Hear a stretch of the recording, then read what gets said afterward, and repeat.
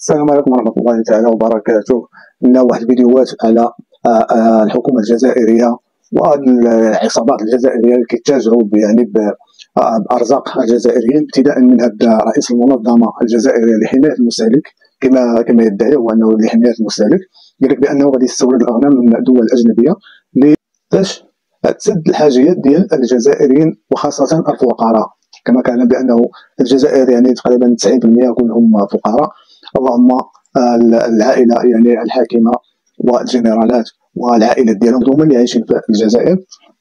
هذا السيد هذا كيقول بانه غادي نستوردوا ندوزوا يعني للسي تبون، يعني المسخره، الرئيس المهزله. قال لك بانه يعني بلا ما نحرق الفيديو ندوزوا لتبون وغادي ندوزوا حتى للشعب الجزائري، يعني صوت وصوره باش حتى واحد ما يقول لك عاوتاني انت كتزيد فيه ولا هذا. نشوفوا نبداو بهذا السيد هذا هو الاول. بالنسبة لأضاحي العيد، اسمع كاين بعض الوقائع الجديدة، يعني معطيات. أولا أنه كثير من العائلات الجزائرية ما هيش تضحي نظرا للارتفاع الرهيب والغير معقول لأسعار الأضحية. شفنا السنة الماضية شحال، يعني ما كاش أقل من 6 ملايين يعني غنم صغير. الآن في إطار انطلاق عملية استيراد رؤوس تتم أيضا بالنسبة لعيد الأضحى من خلال بيع رؤوس الأغنام، بيع هذه الأغنام وهي حية حتى تتمكن كثير من العائلات الجزائرية من إحياء هذه الشعيرة. وما ننساوش أنه هذه المبادرة وهذه الفكرة كانت منذ سنين، يعني من خلال استيراد رؤوس الأغنام من السودان وغيرها،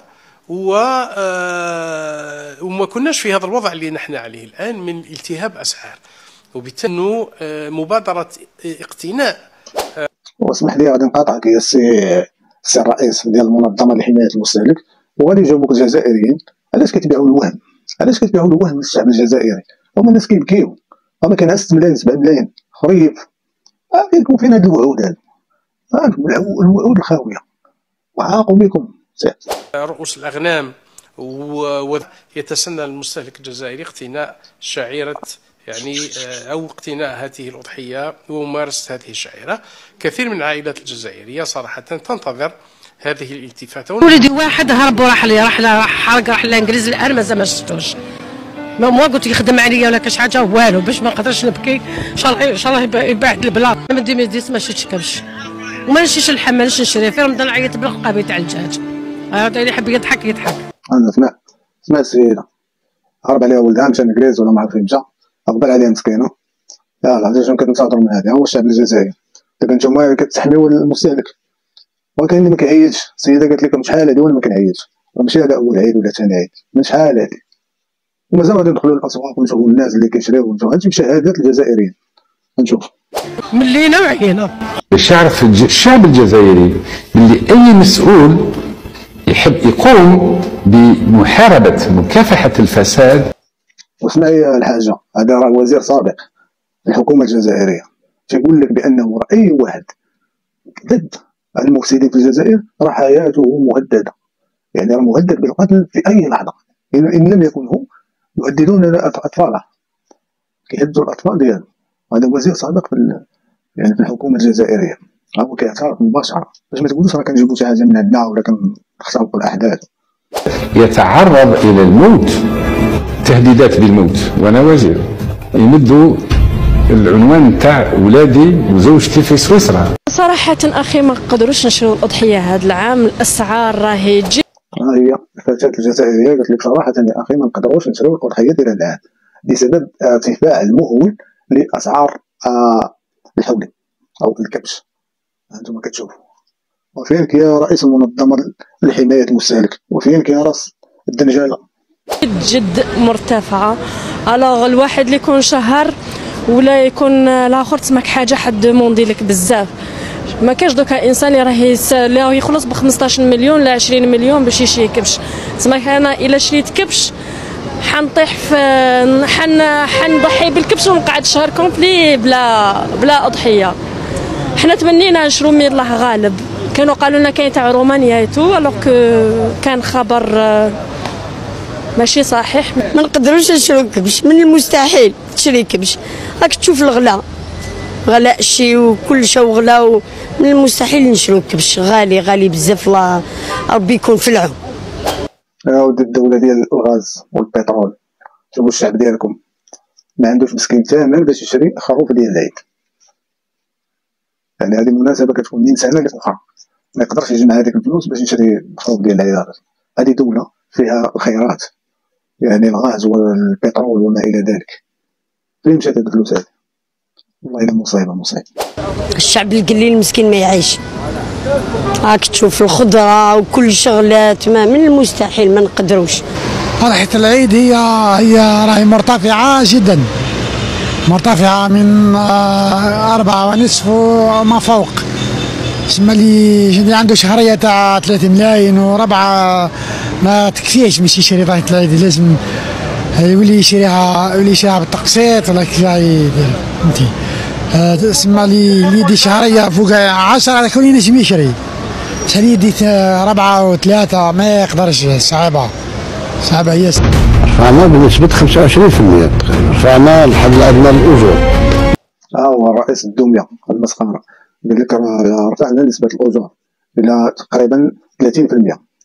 رفعتوها على بعضياتكم. المن الشعب أصلا ما كيتقاداش الأجر من الحكومة، الشعب خدمها بعضياتهم، بنادم هذا كيدبر من هنا، هذا كيبيع لهذا وهذا كيشري عند هذا وهي غادي. المن زدتوها ل 30%، زدتوها لبعضياتكم. أما الشعب اللي خاصو ياخذ الدعم المباشر من الدولة راه ما كيستافد حتى حاجه. ها انتم الناس هابطين للشارع ما عندهم عباد الله باش يشريو الحولي. هذه مناسبه شهيره كتكررها من سنه لسنه وما عندوش باش يشري الحولي. زدنا لهم درنا لهم هو الاخوي، ولكن هنا المشكل ماشي ديال هذا، المشكل ديال الشعب. وهذاك وما تنتخبوش بحال هاد الدوميه ولا الدومه هادو، ما تنتخبوش هاد الكلاب هادو. شوفوا لكم شي واحد اللي كيفكر فيكم وباغي البلاد تزيد لقدام، ماشي بحال هاد العملاء ديال فرنسا. ما كفاش لأن فيه ارتفاع حقيقة على المستوى الدولي، ولكن فيه مضاربة محلية. والعدو اللدود نتاع أي اقتصاد وأي مواطن هو المضارب والمضاربة.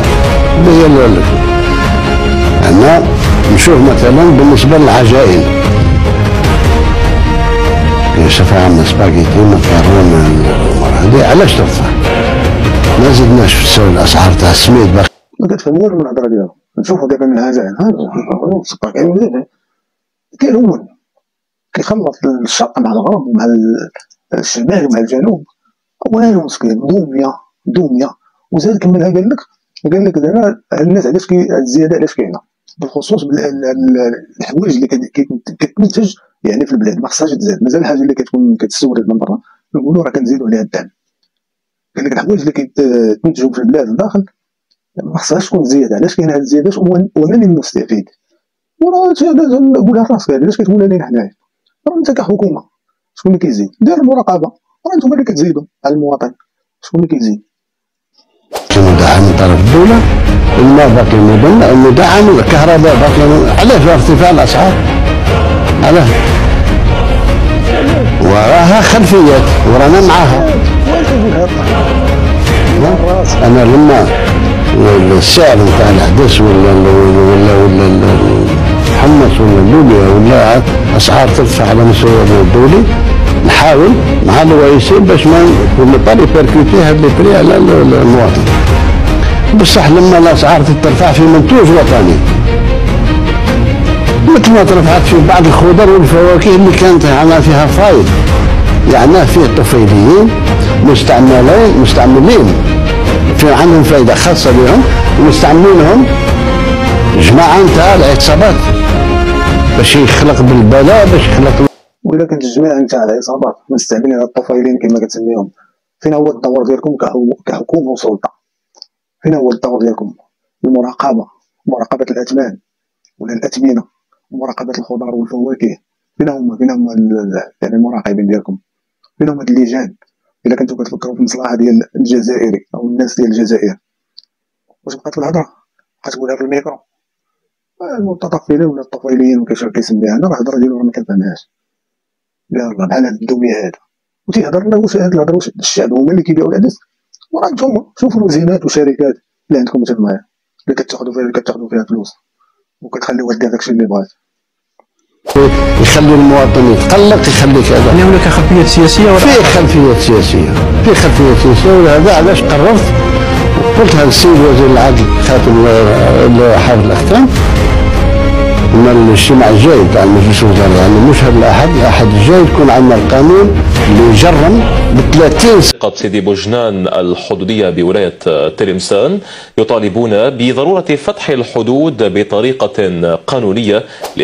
واحد المدينة يعني من الحدود المغربية الجزائرية ومهمشة منسية، الناس نساوهم، قالوا لهم بأنه انتم راه تهريب المخدرات كتهربوا من المغرب للجزائر من إلى آخره، يعني تهضر على الولوالة ديالهم.